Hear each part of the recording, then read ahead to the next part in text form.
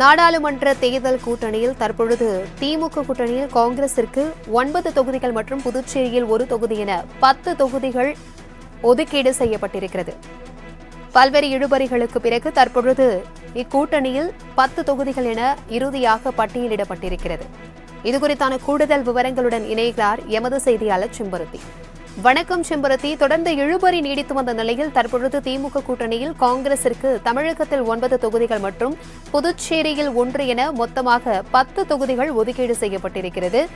அது எந்தெந்த தொகுதிகள் என பட்டியலிடப்பட்டிருக்கிறதா? விவரங்களை பகிர்ந்துக்கோங்க. வணக்கம் பிரபாவதி. வரக்கூடிய இந்த 2024 நாடாளுமன்ற தேர்தலில் திமுக உடனான கூட்டணியில் தமிழகத்தில் காங்கிரஸ் கட்சி போட்டியிடுகிறது. குறிப்பாக இதற்கான கூட்டணி பேச்சுவார்த்தை என்பது முதல் கட்டமாக திமுகவுடன் காங்கிரஸ் கட்சி கடந்த ஜனவரி மாதம் 28ஆம் தேதி முதற்கட்ட பேச்சுவார்த்தையை நடத்தியிருந்தது.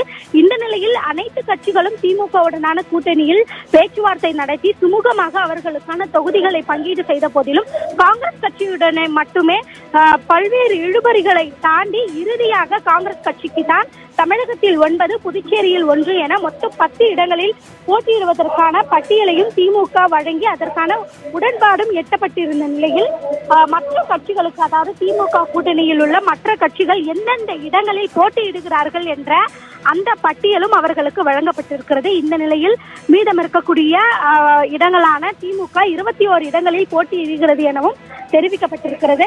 அதாவது கடந்த முறை காங்கிரஸ் கட்சி நின்ற அதே அந்த 10 இடங்களிலும் மேலும் 2 இடங்களாக மயிலாடுதுறை மற்றும் தென்காசி ஆகிய இந்த 2 இடங்களையும் கேட்டு திமுகவிடம் 14 இடங்களை அடங்கிய ஒரு பட்டியலும் வழங்கப்பட்டிருந்தது.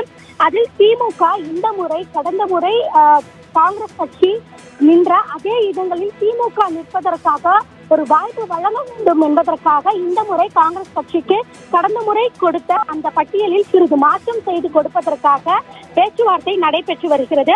ஆனால் இதில் காங்கிரஸ் கட்சிக்கும் இதில் எந்தவித ஒரு உடன்பாடும் எட்டாத நிலையில் தான் இந்த பேச்சுவார்த்தை தொடர்ந்து இழுபறியாகவே இருந்து வருகிறது. குறிப்பாக இது குறித்து தற்பொழுது அகில இந்திய காங்கிரஸ் தலைமையிடமும் இது குறித்து பேச்சுவார்த்தை நடத்தப்பட இருக்கிறது. 9 தொகுதி என்று அடையாளம் காணுவதற்காக திமுக காங்கிரஸ் மறைமுகமாகவும் பேச்சுவார்த்தை நடைபெற்று வருகிறது. தமிழகத்தில் போட்டியிடும் 9 தொகுதிகளின் பட்டியலை தமிழ்நாடு காங்கிரஸ் கமிட்டி டெல்லிக்கு அனுப்பியுள்ளதாகவும் ஒரு தகவல் வெளியாகி இருக்கிறது.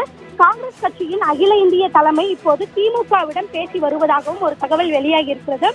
11:30 மணியளவில் அகில இந்திய காங்கிரஸ் கமிட்டியுடன் திமுக கான்பரன்ஸ் மூலமாக பேச்சுவார்த்தை நடத்தி அதற்கு பிறகாக காங்கிரஸ் கட்சிக்கு ஒரு சில இடங்களில், அதாவது ஒரு சில தொகுதிகளை மாற்றிக் கொடுக்க திமுக திட்டமிட்டுள்ள நிலையில்